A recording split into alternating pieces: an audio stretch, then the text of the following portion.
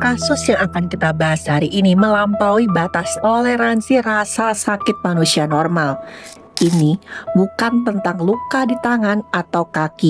Ini adalah tentang sebuah paku besi sepanjang 5 cm dipukul paksa menembus tulang tengkorak manusia yang masih hidup. Korban datang ke rumah sakit dengan paku yang masih menancap kokoh di bagian dahinya. Dan yang lebih gila lagi, dia melakukan ini dalam keadaan sadar penuh. Kenapa? Alasannya akan membuat teman-teman marah, sedih, dan tidak habis pikir sekaligus. Dia melakukan ini demi sebuah janji manis dari seorang dukun. Dan ini adalah kisahnya.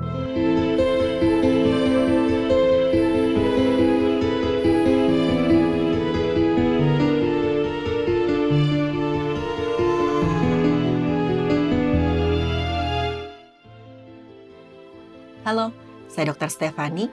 Saya seorang dokter spesialis forensik dan mediko-legal, dan saya belajar dari yang mati.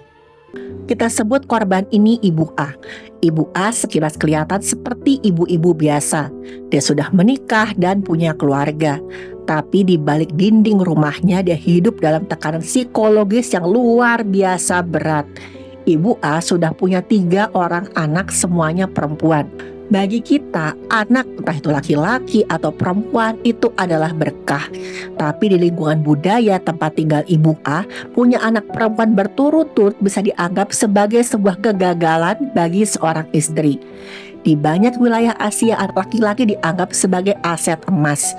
Anak laki-laki dianggap sebagai jaminan keamanan finansial di masa tua, penerus marga, dan simbol status sosial.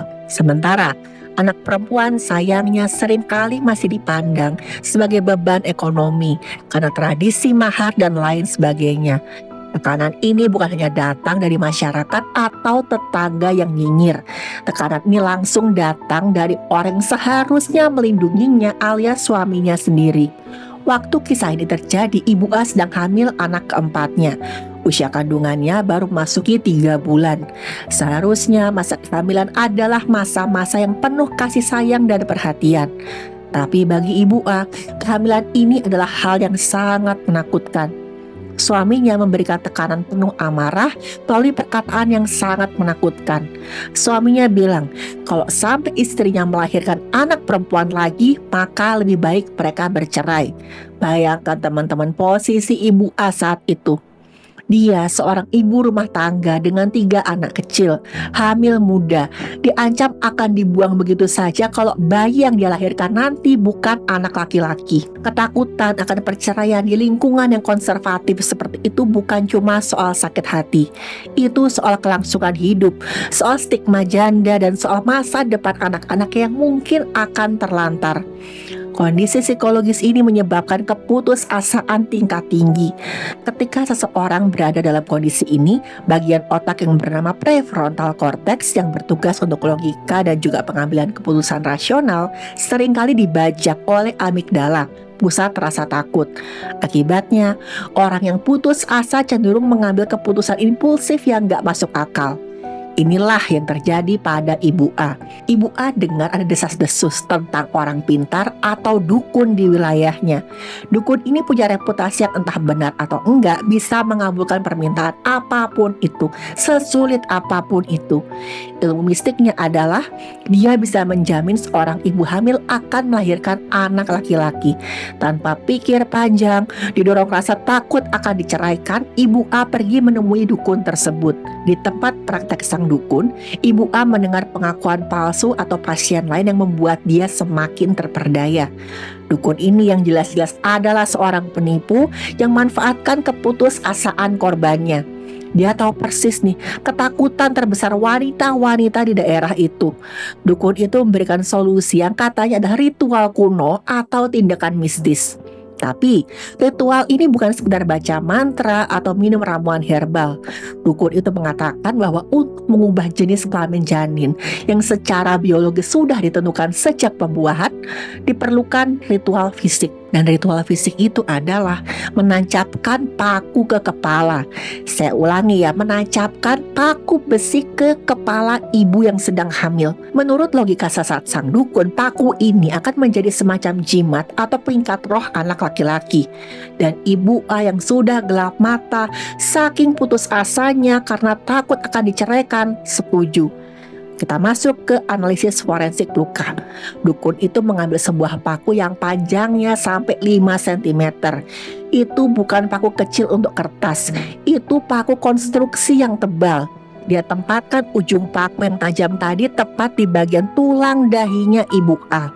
Tulang tengkorak manusia itu strukturnya sangat unik ya teman-teman. Terdiri dari 2 lapisan tulang keras, dari tengahnya ada lapisan yang berpori. Tulang frontal adalah salah satu bagian terkeras karena fungsinya melindungi lobus frontal otak, pusat kepribadian kita. Untuk menembus tulang ini nggak bisa hanya dengan ditekan pakai tangan. Dukun itu menggunakan alat bantu. Laporan menyebutkan dia menggunakan palu atau benda tumpul berat lainnya. Dan dukun itu memukul paku tersebut seperti tukang kayu memaku papan. Pukulan pertama mungkin baru merobek kulit kepala. Kulit kepala kita sangat kaya akan pembuluh dan saraf. Dirasa sakitnya udah pasti sangat luar biasa dan menyebar sampai ke seluruh bagian wajah. Pukulan berikutnya mulai menekan tulang. Paku itu pun akhirnya menembus tengkorak. Analisis biomekanika menunjukkan bahwa kekuatan yang dibutuhkan untuk menembus tengkorak dengan benda tajam seperti paku adalah sekitar 8 hingga 11 kali lebih besar daripada menembus kulit. Ini adalah kekerasan fisik yang sangat di luar nalar untuk dilakukan manusia yang katanya normal. Ibu A pasti merasakan guncangan hebat di seluruh kepalanya, getaran yang merabat sampai ke gigi dan leher. Tapi dia menahan semua itu. Dia menahan rasa sakit gak terbayangkan itu demi menyelamatkan pernikahannya. Dukun itu terus menghantam sampai paku itu masuk sedalam 5 cm. Setelah paku itu tertanam, ritual dikatakan selesai. Ibu A disuruh pulang dengan paku besi yang menancap di dahinya, seakan-akan itu aksesoris biasa. Sesampainya di rumah, adrenalin yang tadinya menahan rasa sakit mulai pelan-pelan hilang.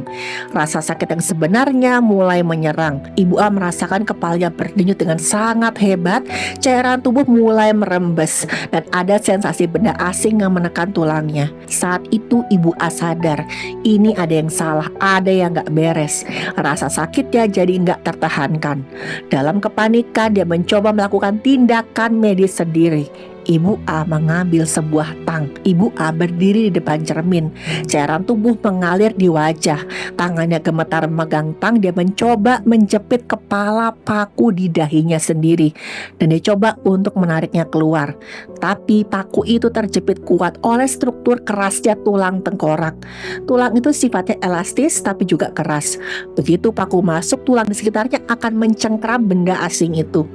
Usaha Ibu A untuk mencabut paku itu justru menambah rasa sakit yang dia rasakan.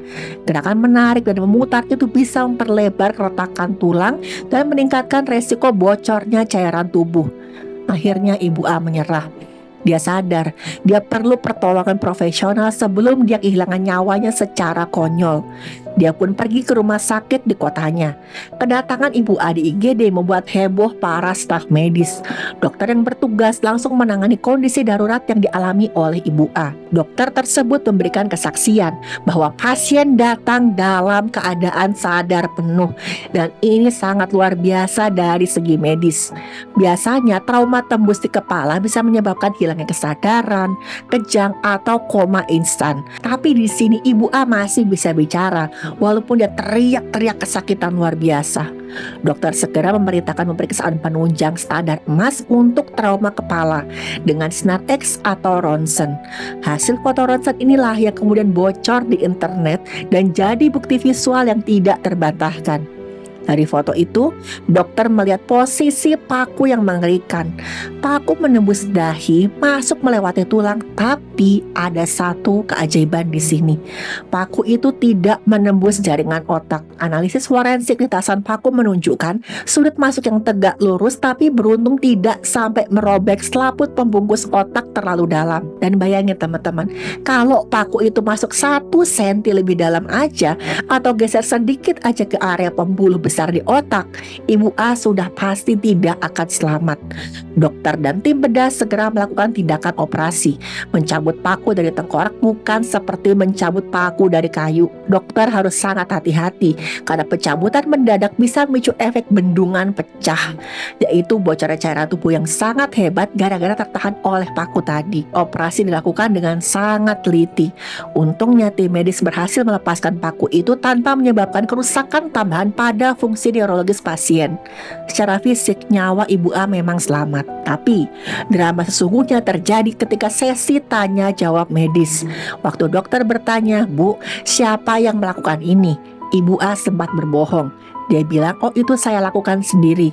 Dia mengklaim dialah yang memaku kepalanya atas saran seorang. Teman-teman, ini adalah fenomena psikologis yang sering banget kita temui pada korban KDRT atau manipulasi yang dilakukan oleh orang yang punya kuasa. Ada rasa takut yang luar biasa terhadap dukun yang dia percayai dan juga suaminya. Ibu A takut kalau dia mengaku orang lain yang melakukannya, dia akan dituduh bekerja sama atau membuat masalah yang lebih besar.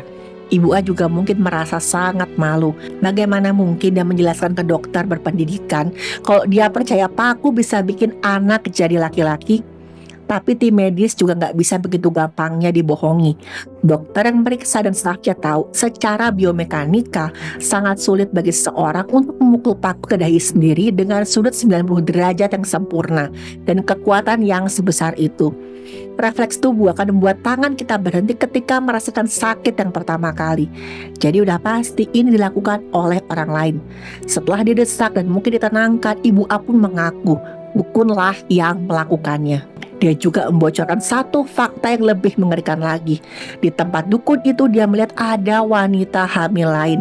Artinya, ini adalah praktek terlarang dilakukan secara terselubung. Ada banyak ibu hamil di luar sana yang mungkin juga dipaku kepalanya demi mendapatkan anak laki-laki. Foto ronsen kepala Ibu A menjadi viral di media sosial. Netizen marah, dunia medis gempar. Hal ini memaksa pihak berwenang untuk bertindak dengan sangat cepat. Pihak berwenang langsung turun tangan menelusuri kasus ini. Pihak berwenang bahkan membentuk tim investigasi khusus untuk memburu dukun tersebut. Mereka menyisir rumah sakit, mereka mengecek rekaman CCTV untuk melihat wajah Ibu A dan siapa yang mengantarnya untuk melacak lokasi kejadian. Masalahnya setelah operasi selesai dan kondisinya stabil, Ibu A langsung pulang dan menghilang. Dia mungkin takut berurusan dengan hukum atau takut suaminya marah karena kasusnya jadi viral. Pihak berwenang juga mengkritik pihak rumah sakit. Seharusnya untuk kasus trauma gak wajar seperti ini, dokter wajib lapor ke pihak yang berwenang secepatnya sebelum pasien pulang. Keterlambatan laporan ini membuat dukun itu punya waktu untuk kabur dan juga untuk menghilangkan barang bukti. Tapi bukti forensik sudah di tangan. Paku itu sendiri adalah barang bukti. Pola luka di kepala korban adalah bukti. Kesaksian staf medis adalah bukti. Dukun itu diburu dengan pasal berlapis, praktek ilegal, penganiayaan berat, dan juga penipuan. Teman-teman, kasus ini membuka mata kita lebar-lebar tentang bahaya fatal dari tahayul yang bertemu dengan tekanan dalam lingkungan. Di satu sisi ada budaya yang sangat mengagungkan anak laki-laki, sampai anak perempuan dianggap seakan-akan gak ada harganya. Ini adalah akar masalahnya. Kalau gak ada tekanan untuk punya anak laki-laki, dukun penipu seperti ini gak akan laku. Di sisi lain ada juga kurangnya edukasi medis. Masih banyak orang yang gak paham bahwa jenis kelamin bayi ditentukan oleh kromosom sperma ayah XY, bukan oleh paku, mantra, atau makanan. Dukun palsu ini eksploitasi ketidaktahuan itu demi uang dan juga kekuasaan. Dia nggak peduli pasiennya mau kehilangan nyawa atau cacat, yang penting dia dibayar. Ini adalah bentuk kejahatan kemanusiaan yang paling rendah. Bagi Ibu A, luka di dahinya mungkin akan sembuh dan tertutup rambut. Tapi trauma mental bahwa dia hampir hilang nyawa secara konyol demi menyenangkan suaminya, itu akan membekas selamanya. Teman-teman mungkin penasaran, kasus ini terjadi di mana? Kasus ini terjadi di Pakistan, tepatnya di daerah bernama Peshawar. Kasus ini tentu aja bisa menjadi pelajaran bagi kita. Kalau kalian melihat seorang terjerumus ke praktek alternatif yang membahayakan fisik, stop mereka, hentikan mereka, bantu mereka. Karena ingat, kesehatan dan nyawa itu nggak ada gantinya. Dan ingat juga, anak laki-laki ataupun perempuan, mereka adalah titipan Tuhan yang harus kita jaga. Saya Dr. Stefani, semoga teman-teman selalu dalam keadaan baik dan terlindungi dari hal-hal yang buruk.